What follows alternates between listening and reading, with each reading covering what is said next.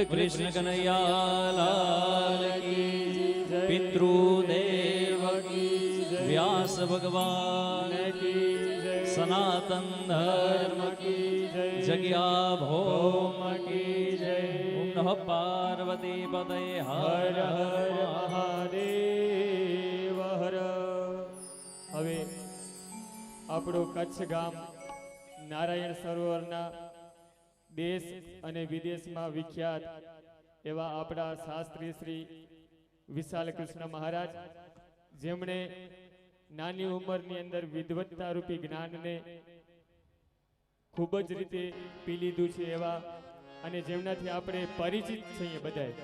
ટૂંક સમય પહેલા જ આપણે એમનું ભાગવત રૂપી જ્ઞાન સાગરમાં આપણે સૌ યક્ષ 72માં આપણે જેમને સાંભળ્યા હતા એવા આપણા શાસ્ત્રીજી વિશાલ કૃષ્ણજી મહારાજ અહીં પધારી ચૂક્યા છે. અને આપણે જે આ શ્રીમદ ભાગવત સપ્તાહ જ્ઞાન યજ્ઞ મહોત્સવ વાંઢ ગામની અંદર પ્રથમ દિવસની અંદર મંગલાચરણની શરૂઆત કરશે મહારાજ શ્રી.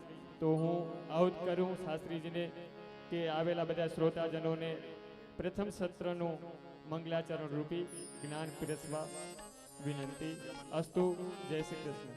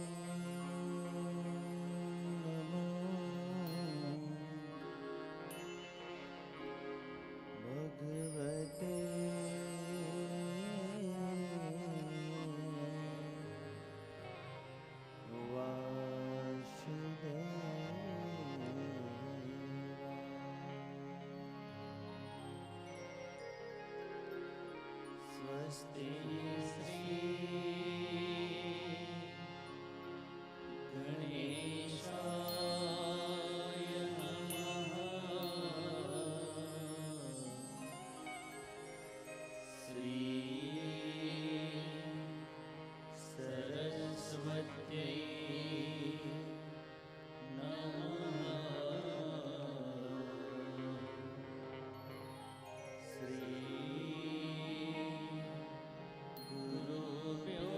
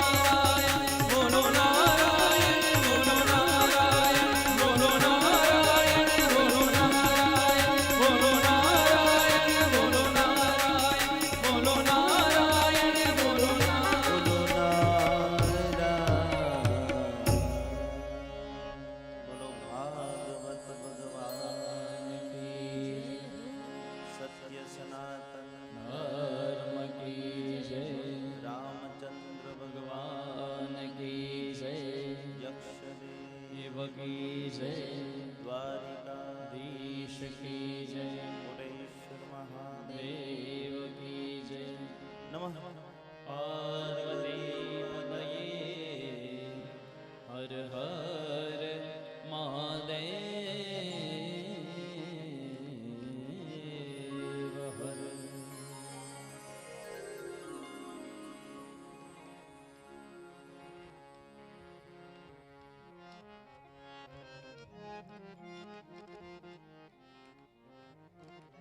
सच्चिदानंद रूपाय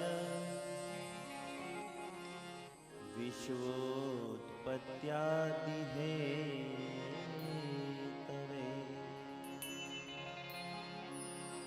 तापत्रय विनाशाय श्रीकृष्णाय वयं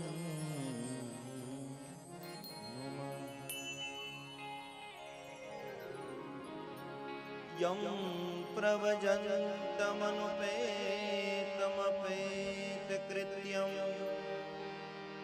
द्वैपायनो विरहकातर आज्वहाव पुत्रेति तन्मयतया तर्वो विनेदो तं सर्वभूतहृदयम् मुनिमानतोऽस्मि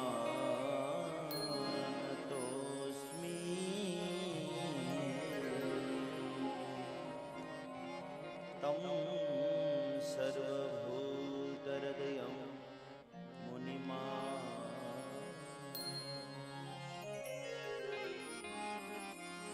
आओ नारायण नारायण ओम।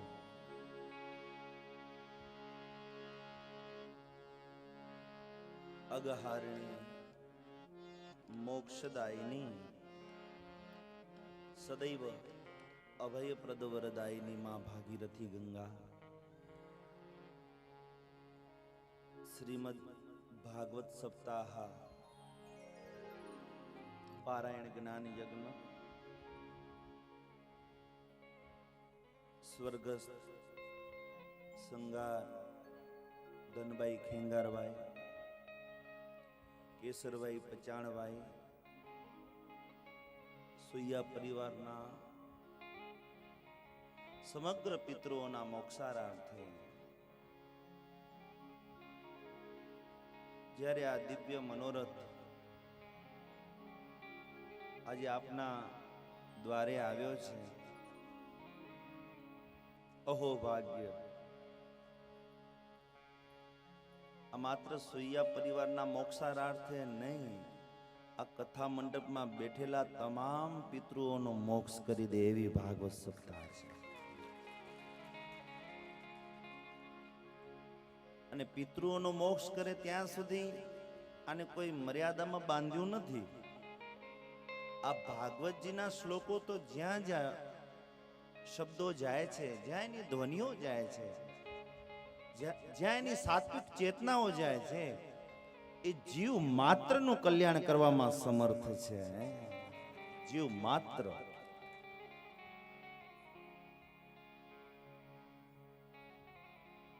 ને સુઈયા પરિવારના તો એક બે જન્મના નહીં, અનેક જન્મોના જ્યારે ભાગ્ય જાગ્યા છે ને ત્યારે આ ભાગવતજીના પગલા થયા છે. નહીં તો સત્યનારાયણની કથા પણ ઘરે કરવી હોય ને તો 1 વર્ષ સુધી મીટિંગ ચાલે તો એ સત્યનારાયણ ભગવાન નથી આવતા.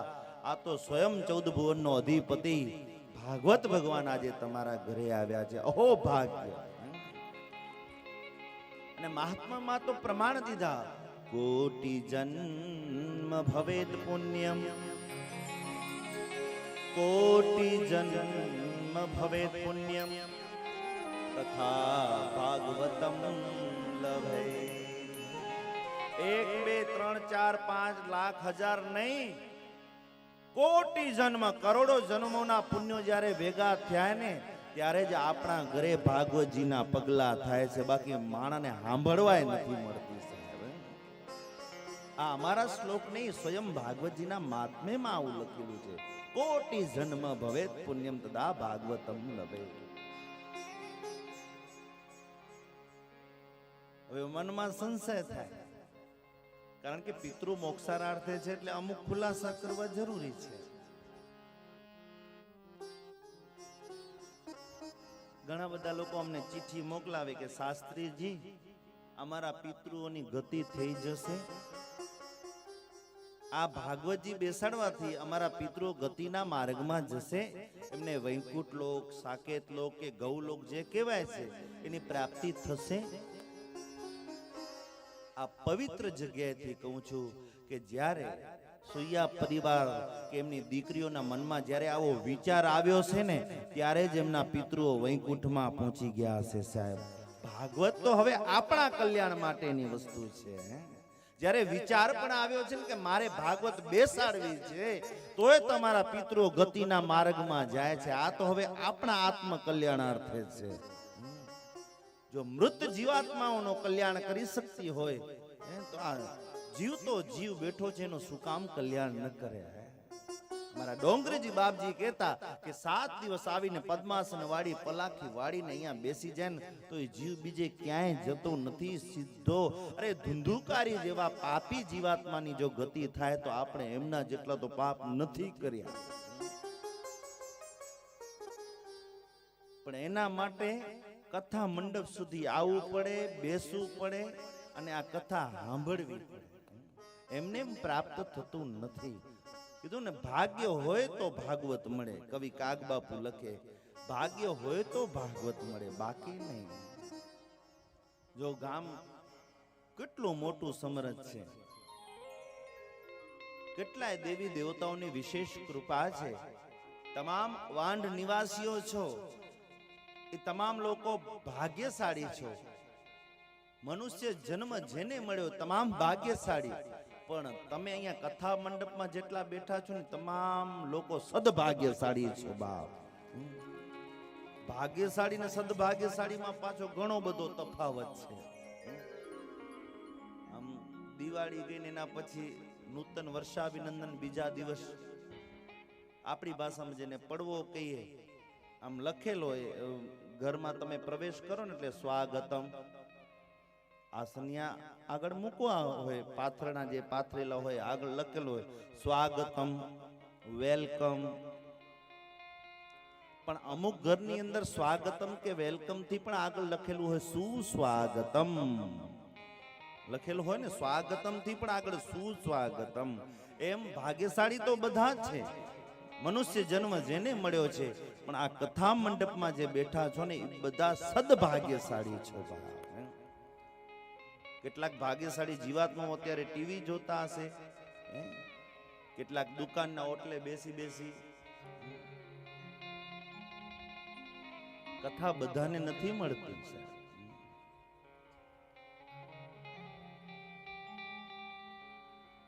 કથાનું પ્રથમ સત્ર પિતૃઓના મોક્ષાર્થે જ્યારે આવું રૂડું આયોજન, 7 દિવસ ભજન કરવાનો આપણે બધાને એક અવસર પ્રભુએ આપ્યો છે. તો એ અવસરને આપણે વધાવી ને ભાગવતજીના મહાત્મ્યના પ્રથમ મંગલાચરણનો એક શ્લોક કરી કથાનો નિયમ હોય પછી વિરામ આપવો પડે. પ્રારંભિક કથા અત્યારે શરૂ કરી અને બીજા સત્રની અંદર આપણે ભાગવતજીના મહાત્મ્યથી લાડ લડાવવાની જે પણ ક્રિયાઓ છે એ કરશું. તો આવો ભાગવતજીના પ્રથમ મંગલાચરણના દર્શન કરીએ. સચ્ચિદાનંદ રૂપાય વિશ્વોત્પત્યાદિ હેતવે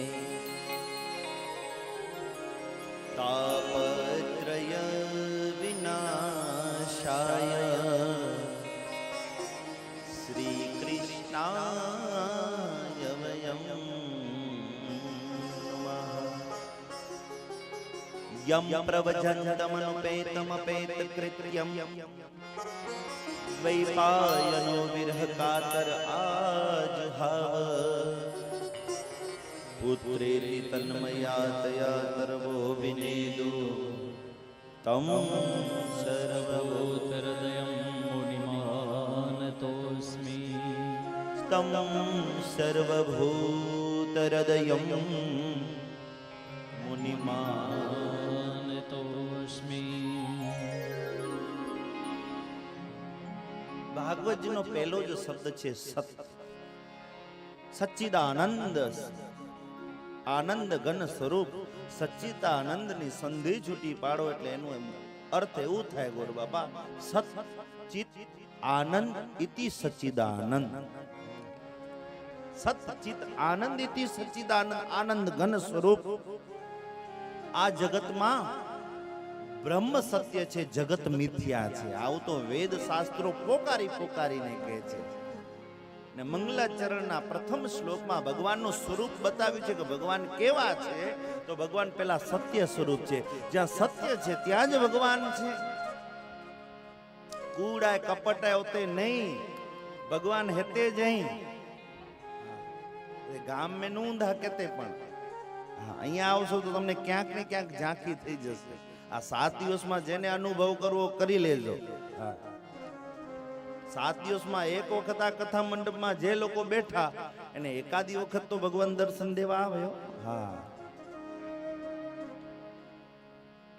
દેવકાળમાં કથા વંચાય ને વિમાનો આવે ને એમને લેવા માટે આવે તો તમને દર્શન દેવા માટે ના આવે.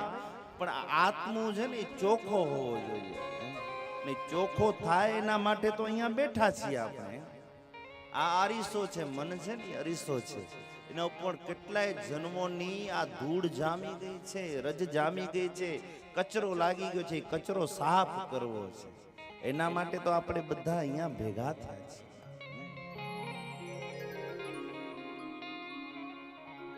અંતરનો આત્મા જો ચોખ્ખું થઈ ગયું ને તો પછી ઈશ્વર જાજો દૂર નથી. ભીતર ખોજા તો પાલિયા. ઘણા બધા લોકો પૂછે અમને કે ભગવાન આપણાથી કેટલો દૂર છે. અમે કહીએ 2 આંગળી. એટલે 2 આંગળી કેટલી કે અંદર બસ આ વચ્ચે જે આ ચામડી છે ને હાડકા છે ને ઈ વચ્ચે નડે ઈ છે આપણને. ભીતર ખોજા તો પાલિયા. આપણે વળી બારે ગોતીએ છીએ કે એતે હુંધો ઓતે હુંધો. અરે અહીંયા જ છે, બીજે ક્યાંય નથી.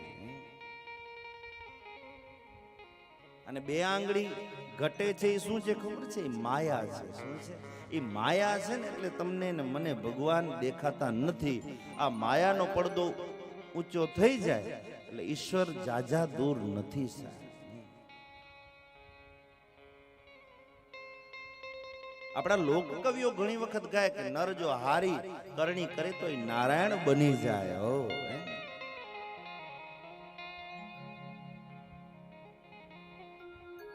ભગવાનનું પહેલું સ્વરૂપ બતાડવામાં આવ્યું છે. ભગવાન કેવા છે તો સત્ય સ્વરૂપ છે, સચ્ચિદાનંદ રૂપાય. સત્યને કોઈ શબ્દ ન જાણજો. હરિભક્તો યાદ રાખજો, સત્ય કોઈ શબ્દ નથી. સત્ય સ્વયં પરમાત્મા છે, ઈશ્વર છે. સત્યને શબ્દ માનવો એ પાપ છે. આપણે સત્યને કોઈક શબ્દ માની લઈએ છીએ. તમે કથાઓ બેસાડો તો શું કહો? સત્યનારાયણની કથા ગોરબાપા વાંચી દેજો. સત્યનારાયણની કથા, એ સત્ય એ પોતે જે ચર્ચા ચાલુ છે. જેના જીવનમાં સત્ય છે ને એને ભગવાન દર્શન આપે છે. વૈદિક પરંપરાઓથી આપણે જોયું છે કે જે સત્યનો આધાર લઈને જે કર્મ કર્યા છે એને ઈશ્વર બિલકુલ સન્મુખ મળ્યા છે.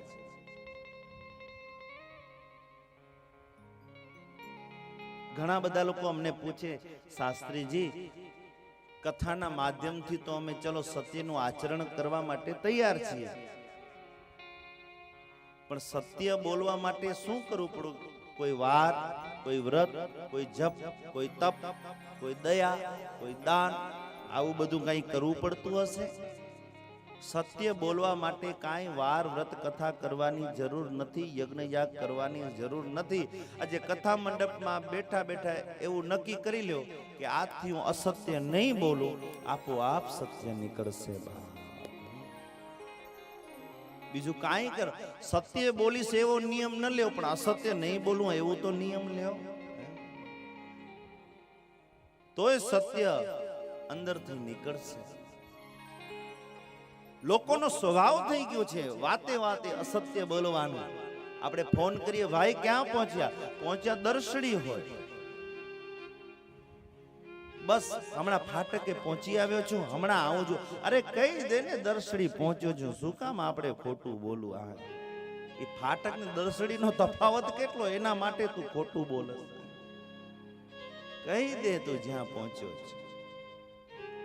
પણ લોકોનો સ્વભાવ બની ગયો છે, જીવ દિવસે દિવસે પાપ વધુ કરતો જાય છે, કારણ કે એને બંધનમાં પડવું છે, એને મુક્તિનો માર્ગ નથી દેખાતો. ભાગવતજી છે એ મુક્તિનો માર્ગ તમારો મોકળો કરે છે.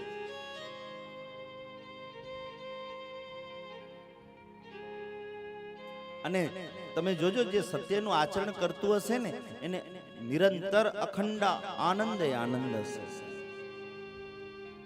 તમે સત્યનારાયણનો અમારો ગોર બાપા પ્રસાદ આપે, એ દિવસે પ્રસાદી શીરો ખાજો, આનંદ આવશે. આડા દિવસે ઈ મજા નહીં આવે. એમ પ્રસાદ ઈ જ હોય, ઘરે શીરો તો ઈ જ માતાઓ બહેનો બનાવે, પણ સત્યનારાયણનો જે શીરો બને એમાં કઈક શક્તિ હોય, એમાં કઈક મીઠાશ ઓર જ હોય. ઘણા બધા લોકો કે શાસ્ત્રીજી વધ્યું હોય તો તમારા વાટકામાં ઈ અમને દઈ દેજો. હવે આ પ્રસાદી હોય, આના કઈ એકટાણા ન થાય. ઘણા બધા લોકો તો વધુ બનાવી નાખે, રાત્રે રસોઈ ન બનાવી પડે ને એટલે. પણ શીરાનો પ્રસાદ લેવાય, એના એકટાણા ન કર્યા. એ તો જેટલી પ્રસાદ વધી હોય એ આપણે એમ કે શેરીએ શેરીએ પડાવો સાદ, ના લીધો હોય તો લ્યો પ્રસાદ. પ્રસાદ તો જેટલા જાજા મુખે જાય ને એટલું જાજુ પુણ્ય મળે છે. સત્ય નું જે આચરણ કરે છે એને મોટો ફાયદો એ છે કે એને શું બોલ્યા છે ને યાદ નથી રાખવું પડતું. ઘણા બધા લોકો કલયુગ છે એટલે ફાયદા પૂછે, શાસ્ત્રીજી સત્ય બોલવાથી ફાયદો શું? તો મોટો ફાયદો એ કે તમે શું બોલ્યા છો ને યાદ કોઈ દિવસ રાખવું નથી પડતું. 100 વર્ષ પછી પણ જો ઈ વાત ઉપડે ને ત્યારે ખબર પડે કે આ ભાઈએ આ વાત કીધી હતી. આપણે યાદ રાખવાની જરૂર નથી. સત્ય હંમેશા દીર્ઘાયુ છે, ચિરાયુ છે, અમર છે. અને જો જૂઠું બોલ્યા હોઈએ, ખોટું અસત્ય બોલ્યા હોઈએ તો આપણે બીજાને કહીએ, એ ભાઈ તું આ ભાઈને આમ કહેજે ભલા ને કે આમ ખોટો પોંધો. એને ખોટું બોલવા માટે પ્રેરિત કરીએ, વળી ઈ ભાઈ બીજાને આમ કરતા ખોટું ખોટું ખોટું. કોઈક ઈમાનદાર માણસ આવે તો એનું અસત્ય આજે નહીં તો કાલે પકડાઈ જાય કે અહીંયા આ જૂઠું બોલ્યો હતો. અસત્ય છે એની આયુ બહુ ટૂંકી છે સાહેબ. તમને બધાને ખબર છે અસત્ય કેટલાય પ્રગટ થતા આવે છે. ગમે તે ક્ષેત્રમાં હોય, તમે ભક્તિનો ક્ષેત્ર હોય, એ પછી રાજકારણ હોય, ઇતર કોઈ પણ ક્ષેત્ર હોય, તમે ઉપાડી લ્યો. વ્યવહારનો ક્ષેત્ર હોય, નોકરી હોય, બિઝનેસ હોય, અસત્ય આજે નહીં તો કાલે પકડાઈ જ જાય છે સાહેબ. એટલે ભગવાને પહેલા જ શબ્દમાં કીધું કે મારું સ્વરૂપ કેવું કે સચ્ચિદાનંદ રૂપાય, કે હું સત્ય છે ત્યાં વસું છું ને એને અજર બનાવી દઉં છું, વિજય બનાવી દઉં છું. અને સાચું બોલવાનું બીજું એક ચિત્ત ઠેકાણે રહે છે. અસત્ય બોલ્યા હોય તો મનમાં ટેન્શન પડ્યો હોય, કેટલી ઉપાધિ પડ્યું કે ભાઈને મેં સમજાવ્યું તો છે કે આમ કહેજો તો મારો ફાયદો થાય કે મારી લાજ રહી જાય, પણ એ ભાઈ સાચું બોલશે કે નહીં એની આપણે ઉપાધિ હોય. ભાઈને ભાઈ હીચો જ ભલાઈ કરી, જેનું મોઢું ન જોતા એને હાથ જોડવા પડે કે એ ભાઈ આમ કહેજે ભલા. એનું ચિત્ત ઠેકાણે રહેતું નથી. સાચું બોલો ને એનું ચિત્ત ઠેકાણે રહે. એટલે ભગવાન કે સચ્ચિત આનંદ ઇતિ સચ્ચિદાનંદ. અને ચિત્ત ઠેકાણે હોય ને તો જ જીવને આનંદ અને શાંતિ મળે છે. બાકી આનંદ ને શાંતિ ક્યાં બજારમાં વેચાતી વસ્તુ નથી. આજે બધા લોકો અમારી પાસે પૂછાવા આવે, શાસ્ત્રીજી કુંડલી જોવો છો તમે? અમે કહીએ હા જોઈએ છીએ ને. શાંતિ નથી, બીજું બધું છે. ત્યારે કેવું પડે કે ભજન કરી લે. ને આજે સુઈયા પરિવારના દ્વારે તો 7 દિવસ સુધી ભજન કરવાનો અવસર મળ્યો છે. અત્યારે સમય નથી જાજી ચર્ચા કરવાનો. પાંજી ભાષામાં ચો ટાણું થઈ ગયો હોય. સંસાર બે માટે મથે છે, એક થારી ને બીજી પથારી. આ બે હારી મળી જાય તો લીલા લહેર. પણ તમે મૂકીને મને જાઓ એ પહેલા તો હું જ તમને મૂકીને અહીંથી જઈશ. તમે ચિંતા ન કરતા, જલ્દી આ મંગલાચરણનો એક જ શ્લોકનો અનુવાદ કરી દઉં.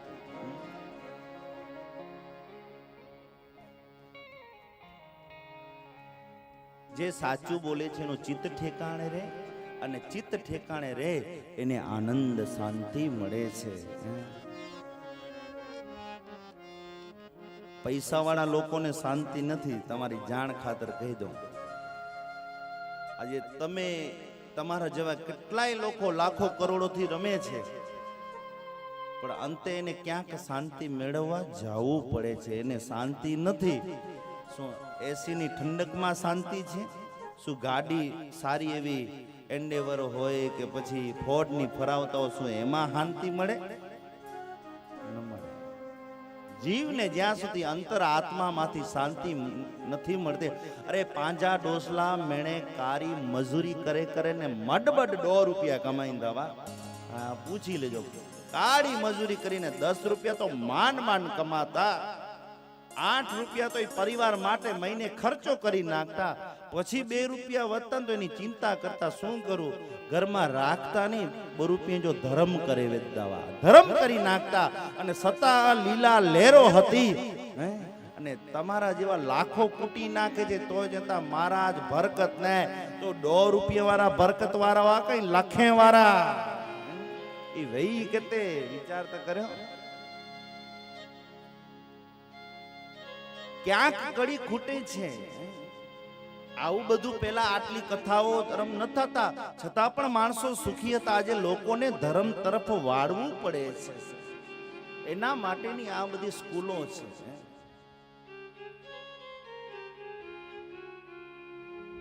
અને ખાલી તમે આવ્યા ને બપોર પછી તમારા જે સ્નેહી હોય, સજ્જન હોય, દીકરા હોય, બધાને બેસાડજો. નહીં તો હવે કથા હતા કાં ઘરે સાચવી ન તો કથા મંડપ માં છે. અને કાં ચોંતા જે પરિવાર છે ઉ સોણે.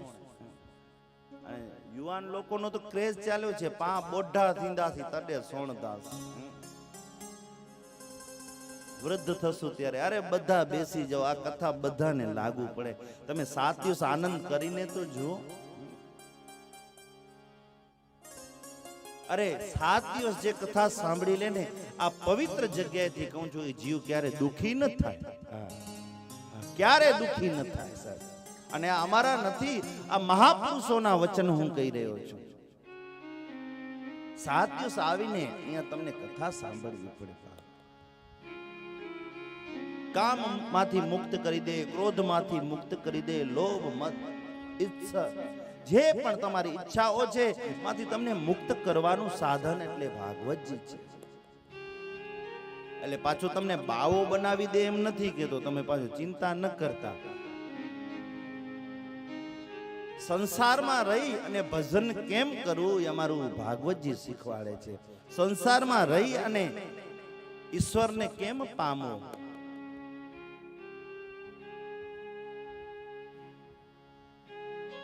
આનંદની વ્યાખ્યા કરવી હોય તો પરમાનંદ, સુખાનંદ, નિજાનંદ, આનંદ ઘણા બધા પ્રકારનો છે. અરે તમે જે આનંદ ઘરે એસી ચાલુ કરી, 2 પંખા ચાલુ કરીને ડનલોપના ગાદલા ઉપર આડોટીને જે લેવો છો, એ આનંદ તો કુંભારનો ઘોડો ઉકેડા ઉપર આડોટીને લે છે. એ આનંદ કઈ શરીરનો આનંદ, એ આનંદ નથી. એને ઉકેડામાં આનંદ આવે છે ને તમને કદાચ ડનલોપના ગાદલા કે એર કન્ડિશન ચાલુ કરીને આનંદ મળતો હશે. શરીરનો આનંદ એ આનંદ નથી, ક્ષણિક આનંદ છે. અને શરીરને જેટલા તમે લાડ લડાવશો અંતે એ તમને વિનાશ તરફ નોતરશે. અમારા સદગુરુ મહારાજ કહેતા કે કલિયુગમાં સાધન વધી ગયા ને એટલે સાધનાઓ ઘટી ગઈ.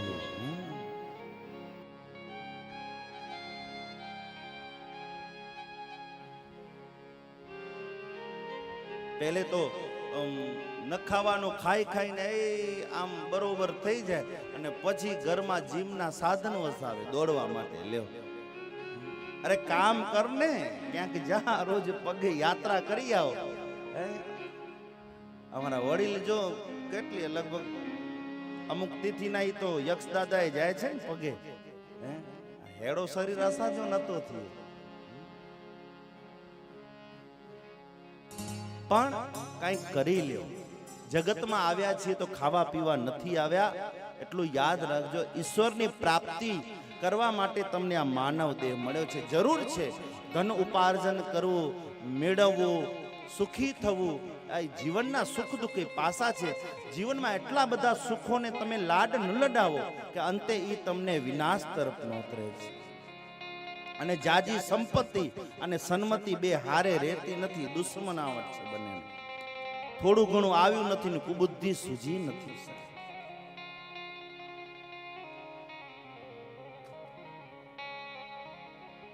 સુયા પરિવારના તો ભાગ્ય છે કે એમને વિચાર આવ્યો કે સંપત્તિને યોગ્ય માર્ગે જેમની છે એમનો ઉદ્ધાર થઈ જાય, એમનું કલ્યાણ થઈ જાય એવું ભાવ આવ્યું છે ને. એવી સુંદર વિચારધારાને પણ અમારી વ્યાસગાદી કોટી કોટી નમસ્કાર કરે છે.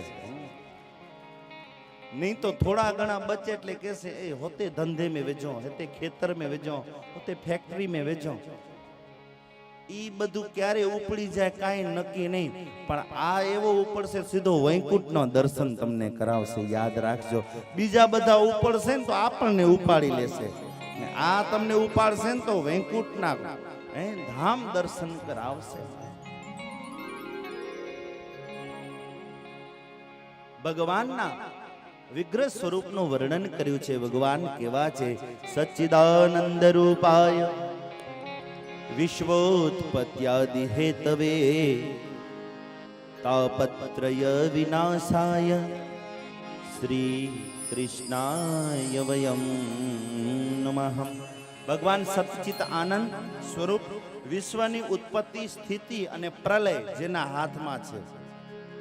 વિશ્વોત્પત્યાદિ હેતવે ઋષિઓ કેવા ભગવાનને નમસ્કાર કરે છે એનું વર્ણન છે. તાપત્રય વિનાશાય, ત્રણ પ્રકારના જે તાપ છે, આદિ દૈવિક, આદિ ભૌતિક અને આધ્યાત્મિક તાપનો જે વિનાશ કરે છે. કોકને અભિમાન હોય છે, કોકનો દેહનું અભિમાન કે હું ગોરો છું, રૂપાળો છું, આવો છું, તેવું છું. દૈવિક તાપ બધાને સંતાપ આપે છે. ભૌતિકતાના સુખમાં જેઓ આડોટેલા છે, મારી પાસે ગાડી છે, મારી પાસે બંગલા છે, આમ છે, તેમ છે, હું તો દુનિયાને નચાવું, આ ભૌતિક. કોકને આધ્યાત્મિક તાપ બતાવ્યો છે કે હું માળા કરું છું, આ નથી કરતો. અરે એ નથી કરતો તો એને જે રહેવા દે, પણ તું કરસી દુનિયાને નક્કી કે હું કરું છું. આ આધ્યાત્મિક તાપ. ભજન હંમેશા એકલો થાય. ભજનમાં કાંઈ બધાને આપણે કરી છીએ ભજન. સમજી લેજો હરિભક્તો, અહીંયા પેટીને તબલા રાખીને એ લોકો આવે બધા કરવા માટે, એને ભજન નથી કહેવાતું. ભજનની આજે લોકો વ્યાખ્યા બગાડી દીધી છે. અત્યારે જે થઈ રહ્યું છે એ ભજન છે. કોકને એનો કે હું આટલો કરું છું ને આ નથી કરતા, તો આધ્યાત્મિક તાપ છે. અને જ્યાં સુધી તાપ ને પાપ છે ત્યાં સુધી ઈશ્વર પાસે પહોંચી નથી શકતા. અને એનો વિનાશ કોણ કરે? તાપત્રય વિનાશાય શ્રી કૃષ્ણાય વયમ નમઃ. અમે ઋષિઓનો સમુદાય ભેગો મળી અને એવા પરમાત્માને વંદન કરીએ છીએ કે જે સતચિત આનંદ થી સચ્ચિદાનંદ, જે સ્વરૂપવાન છે, વિશ્વની ઉત્પત્તિ, સ્થિતિ અને લય પ્રલય કહીએ કે કરવામાં સમર્થ છે. અને 3 પ્રકારના જે તાપ છે એનો નાશ નહીં, તાપત્રય વિનાશાય, વિનાશ કરવામાં જે સમર્થ છે એ એકલા નહીં. શ્રી કૃષ્ણાય વયમ નમઃ. ખાલી કૃષ્ણને વંદન ઋષિઓએ નથી કર્યા મંગલાચરણમાં. શ્રી કૃષ્ણાય વયમ નમઃ. શ્રી માને લક્ષ્મી, રૂક્ષ્મણી, રાધારાણી. ભગવાન એકલા કૃષ્ણ નહીં, નહીં તો ઋષિ મુનિ અહીં બોલી શકતા હતા ગોવિંદાય નમો નમઃ, ગુરુવે નમો નમઃ. પણ અહીંયા શ્રી કૃષ્ણાય વયમ નમઃ. માં રાધારાની સાથે, રૂક્ષ્મણી સાથે, લક્ષ્મી સાથે બેઠેલા ભગવાન શ્રી કૃષ્ણ આનંદ ઘન સ્વરૂપને અમે વંદન કરીએ છીએ. અહીંયા શબ્દ મૂક્યો છે વયમ નુમઃ. આ તો વ્યાકરણના બધા આચાર્યો બેઠા છે, વિદ્વાન ભૂદેવો. આવામ વયમ ગુરુકુળમાં ભણતા વ્યાકરણ. નુમઃ શબ્દ નમો નમઃ નથી મૂક્યો. આ બહુ સમજવા જેવી વાત છે. શું સુંદર મજાના શ્લોકોની જમાવટ કરી છે બાપજીએ. ભગવાનને જે નમસ્કાર કરી રહ્યો છે એ કોઈ એક કે બે, એક વચન કે દ્વિવચનમાં નથી. એક ઋષિઓનો સમુદાય છે. બ્રાહ્મણ વૃંદ મોટો એક ઋષિઓનો સમુદાય છે. એટલે વયમ અમે બધા મળીને, નહીં તો એકલા નમસ્કાર કરવા વાળા એકલા હોય, સામે પણ એક હોય તો ગોવિંદા, ગોવિંદ એકલા નમસ્કાર નમો નમઃ, ત્યારે નમો નમઃ આવે. પણ વયમ નુમઃ અમે બધા ભેગા મળીને નુમઃ નમસ્કાર કરીએ છીએ. કોને? જેને વંદન થઈ રહ્યા છે એક નથી. શ્રી કૃષ્ણાય વયમ નુમઃ. જો તો ખરા ઋષિઓની કલમ કેવી ચાલી છે. આ એક શ્લોક ઉપર જો ભાગવત કરવા જઈએ ને તો 7 દિવસ પૂરા પડે એમ નથી.